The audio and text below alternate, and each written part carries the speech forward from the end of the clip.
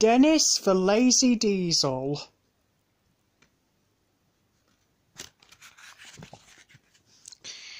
This is a story about Dennis, a very lazy diesel engine. On his first day on the Sodor railway, Dennis played a trick on Thomas, but when he really got into trouble, was anyone there to help? One morning, the Fat Controller came to Timothy's sheds with important news. "A new diesel engine is coming to our railway," he boomed. "His name is Dennis. And Thomas," added the Fat Controller, "you have been working very hard. Today, you can have a day off." Thomas was very pleased. "First, I will have a long washdown," chuffed Thomas cheerfully. On his way to the washdown, Thomas saw a diesel he had never seen before. The diesel was huffing and puffing. "Peep, peep," said Thomas. "You must be Dennis. What's the matter?" "These trucks are too troublesome. I can't shunt them," huffed Dennis. "It's my day off," whistled Thomas, "but I'll help you." Dennis watched Thomas biff and bump the trucks into line. "All done," puffed Thomas. It was hard work. When he had finished, he was very tired. "Thank you, Thomas," said Dennis, and he watched Thomas chuff away. Thomas arrived at the washdown. Soon he was covered in big bubbles. Thomas was feeling very jolly on his day off.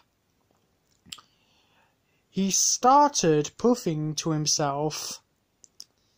Shiny and bright, that's what I'll be to start my day right," he chirped cheerfully.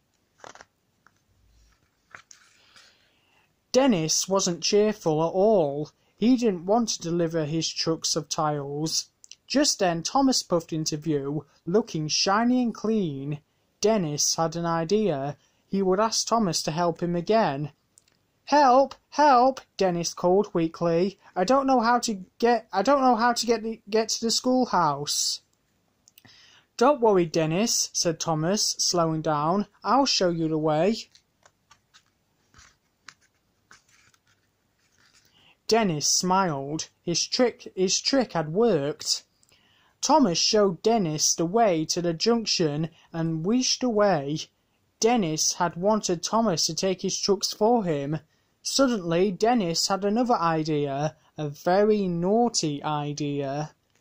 He blasted his horn, again and again and again. Thomas heard the noise and raced back. "Help!" cried Dennis. "I'm overheating. You will have to shunt these trucks for me." Thomas knew it was his day off, but he still wanted to help. "Don't worry," puffed Thomas. "I'll find another engine to help you on my way to Bluff's Cove." And Thomas hurried away. Dennis was cross. He uncoupled himself from the trucks. "Now another engine will have to take them," he thought. Dennis sped away. He didn't care about the tiles, and he didn't care about Thomas. All he cared about was getting far away from his work. His wheels were spinning faster and faster, and then there was trouble. "Help!" screeched Dennis. "Help! Please help!"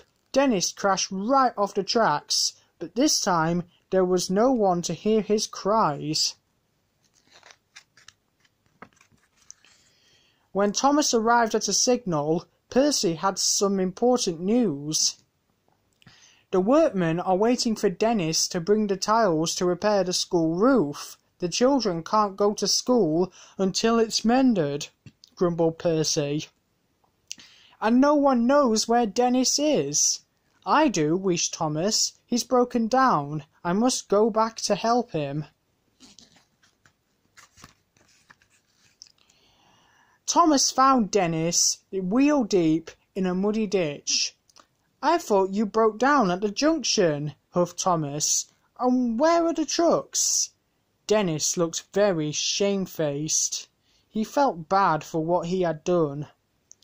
I tricked you, said Dennis quietly. There was nothing wrong with me at the junction. I didn't want to pull those heavy trucks. I'm a really lazy engine, sniffed Dennis. Dennis's wheels wobbled, his diesel oil dripped, and he had a very long face. Thomas decided to help one more time. I'll pull you back onto the tracks, puffed Thomas. Then I'll be your back engine. That way we'll get the tiles to the schoolhouse really quickly. Dennis smiled his biggest smile ever. Thank you, Thomas, he said. A little later, Dennis and Thomas pulled into the schoolhouse station.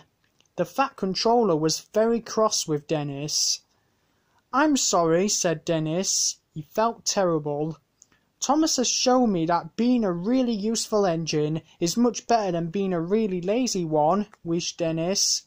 The Fat Controller was pleased when Dennis said sorry, and Thomas wasn't cross anymore.